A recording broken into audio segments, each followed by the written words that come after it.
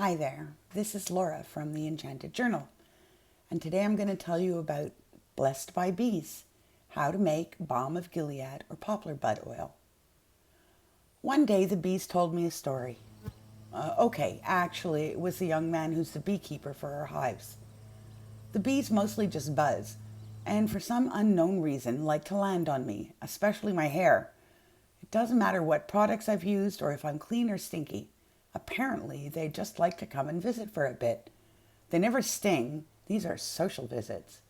Oh, look, 3 sentences in, and I'm already off topic. Back to the bee story. There's a compound that bees make called propolis. Maybe you've heard of it? This stuff has been coveted for thousands of years, going all the way back to the ancient Egyptians. Roman soldiers carried it as the first band-aid, and to help speed wound healing. The bees make propolis as a glue to seal up any gaps in the hive, for waterproofing and to ward against invaders. Humans have been stealing propolis from beehives forever. Leave those bees alone.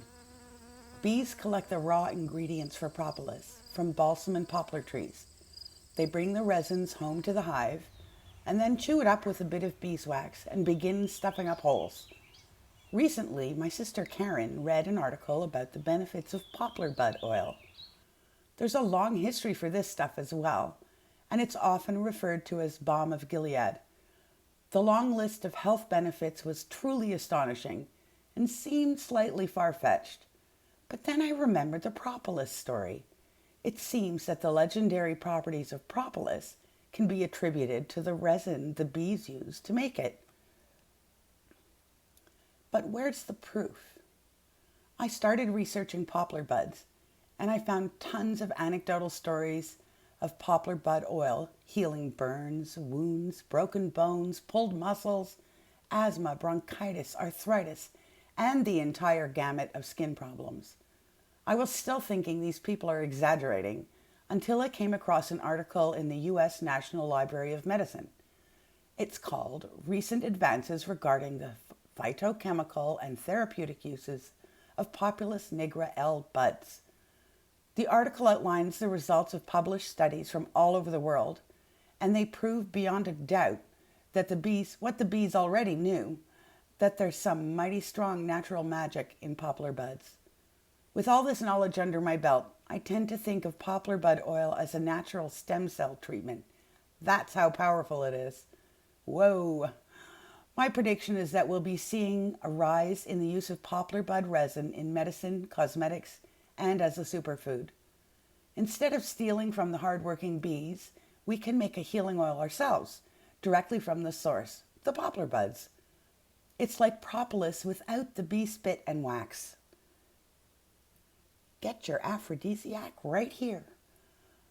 My research also revealed that the scent of poplar buds has been used as an aphrodisiac throughout time. It's a scent that kind of defies description. Unlike other resins, it does not smell medicinal at all. I have heard it described as the warm scent of honey, caramel, and amber, or the less sexy, a sweet balsamic, cormoric, cinnamic odor. Anyway, plenty of perfumes have this scent incorporated into the blend. And one thing is for sure, if you use this oil, you'll smell so good, people will want to get in close for a good whiff. Plus, you'll be regenerating cells, healing boo-boos, and ultimately looking awesome. After all, what could be sexier than glowing good health? How to make poplar bud oil, or get some pre-made for you. Wait, poplar trees? They're not evergreens, and they don't have resin, right? Actually, the buds of poplar trees become filled with a very resinous substance before they open up and grow into leaves. There's a very small window of opportunity to collect the buds. They're at their most potent in the early spring when temperatures are still chilly. We go out collecting as soon as the snow is melted. You don't need to climb trees to get at the buds, as poplars shed lots of little branches during windstorms and under the weight of heavy snow falls every year. Once the snow is melted, it's easy to find the twigs with buds scattered all over the ground. Besides, I wouldn't want to harm the trees by denuding them of the buds that will become their leaves. Karen and I find lots of poplar trees in our area and spend many happy hours collecting all the fallen buds. The buds are easy to pop off the twigs, although you can expect to have sticky fingers from the resin. If the buds are wet, spread them out on a clean surface or a screen to allow them to dry. You really want to avoid getting water into the oil. You'll need some clean, dry glass jars to make your oil. Mason jars work really well for this. Now fill each jar 1/2 to 3/4 full of buds. Oh, a word about olive oil. We use extra virgin olive oil because of its renowned health benefits. It's worth investing in the best quality extra virgin olive oil you can get. Check labels for harvest dates to ensure that the oil is as fresh as possible. Many oils marked extra virgin are blended with cheaper oils at worst, or simply not fresh first press. If you find a date on a label, you're more likely to have the real thing. We're really lucky that our stepmother imports the highest quality oils from Spain, Italy, and Crete, so we get to use the finest oils available. If you're interested in learning more or purchasing, her website is oliveoiljdh.com. Now pour your oil over the buds in the jar and fill it up almost to the top. Don't overfill the jar, as you'll need some room to stir the buds in the oil. Bath time! Now it's time to give your buds a bath. A large canning pot works well for this. Be sure to use the rack so that your jars don't touch the bottom of the pan. Fill your pot about halfway with water and bring it to a light simmer. We're not cooking the buds, just keeping them warm to extract the resin. You can also use a slow cooker for this purpose. You still need to keep the jars off the surface. Try lining the bottom with the rings from the jars or use metal trivets. Lower your jars carefully into the hot water to avoid getting any water into the jars. Your water level should be a couple of inches below the tops of the jars. You'll need to bathe your poplar buds for at least 3 days to extract the resins into the oil. Leave the jars open without any lids so that any moisture in the buds can evaporate. I bathe my buds on the stove for several days, turning the heat off at night. I stir the buds several times a day using the handle of a wooden spoon. You'll want a spoon that you can devote to this purpose, as it'll get coated in resin that you will never be able to remove. Keep an eye on the water level in the pot and top up carefully as needed.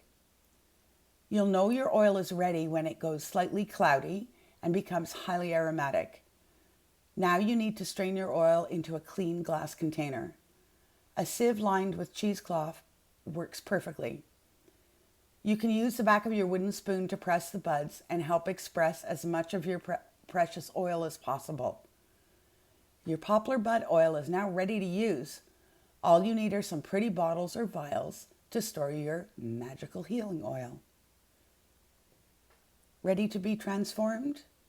As a woman of a certain age, I was pretty jazzed about trying the oil for myself. I would bathe in this stuff if I could. Actually, once a week, I do a head-to-toe exfoliation in the shower and apply the oil afterwards. The rest of the time, I use it as a daily serum on my face and any areas of concern. Karen uses it daily on her hands and wrists to treat her arthritis. She's getting great results, and the skin on her hands never looked better. A cautionary note. While this oil is safe for any age and can be used liberally, it does contain salicin, which your body converts into salicylic acid, the active ingredient in aspirin. So if you have a sensitivity to aspirin, this may not be for you. Would you rather buy poplar bud oil?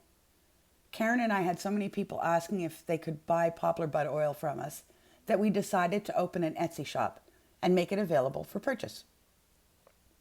Our Blessed by Bees oil is made by hand in small batches right here on the farm. And each year we produce a limited amount based on how much poplar bud we collect in the spring. The same goes for our honey and poplar bud soap and our poplar bud honey. When it's gone, there won't be any more until next spring. That's why the Blessed by Bees products have labels that note the year and batch number or bottle number. You can find our shop on Etsy.com by searching for Enchanted Journal Shop. Thanks for listening and good luck.